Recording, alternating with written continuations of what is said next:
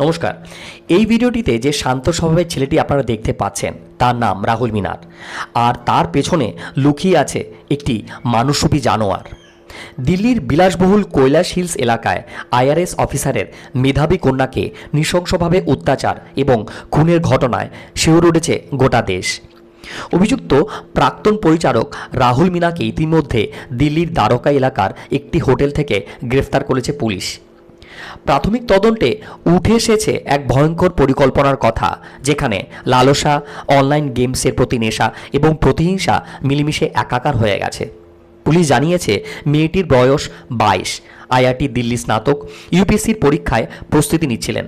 বুধবার তাকে নিথর অবস্থায় পাওয়া যায় নিজের বাড়িতেই। ঘটনাটির সময় ওই বাড়িতে তরুণী একাই ছিলেন। তার বাবা মা সকালবেলা জিমে গিয়েছিলেন। 8টা নাগাদ বাড়ি ফিরে এসে দেখতে পান মোবাইলের চার্জার গলায় পেঁচিয়ে শ্বাসরোধ করে খুন করা হয়েছে তাদের মেয়েকে, এবং খুন করার আগে তার ওপর চলে পাশবিক অত্যাচার। বুধবার দিল্লির একটি হোটেল থেকে রাহুল মিনারকে গ্রেফতার করা হয়। তারপর তদন্ত যতই গড়িয়েছে ততই বিস্ফোরক তথ্য প্রকাশে এসছে।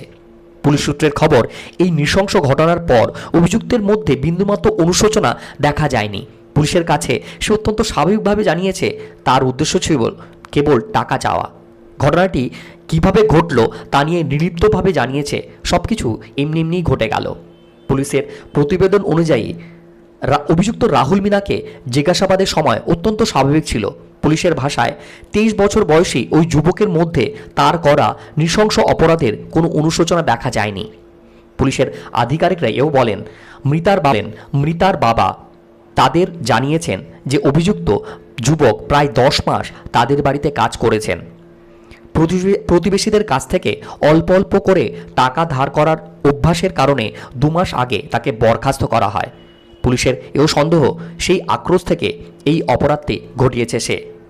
প্রাথমিক তদন্তের পর পুলিশের অনুমান, খুনের আগে ওই তরুণীকে যৌন নিগ্রহ করা হয়েছে।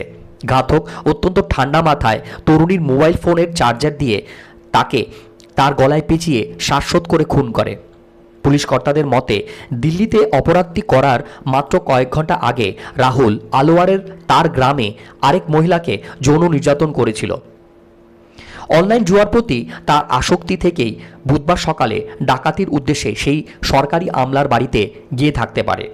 পুলিশ আরও জানান, অভিযুক্ত রাহুল মিনা আগে থেকে ওই আমলার বাড়িতে পরিচারকের কাজ করত, কিন্তু জুয়াখালা এবং আশেপাশের লোকের কাছ থেকে টাকা ধার করার কারণে তাকে চাকরি থেকে বরখাস্ত করা হয়। এক পুলিশ আধিকারিক আরও জানান, প্রাথমিক জিজ্ঞাসাবাদে জানা গিয়েছে এই ধর্ষণ, খুন, ডাকাতি নেপথ্যে উদ্দেশ্য একটাই, প্রতিশোধ এবং চাকরি থেকে বরখাস্ত হওয়ার প্রতি তার ক্ষোভ। এই ছেলেটির কি শাস্তি প্রাপ্য? আপনাদের কি মতামত কমেন্টে জানান। আর এই ভিডিওটি যদি ভালো লেগে থাকে তাহলে প্লিজ একটা লাইক দিয়ে আমার চ্যানেলটিকে সাবস্ক্রাইব করে দিন। Thank you.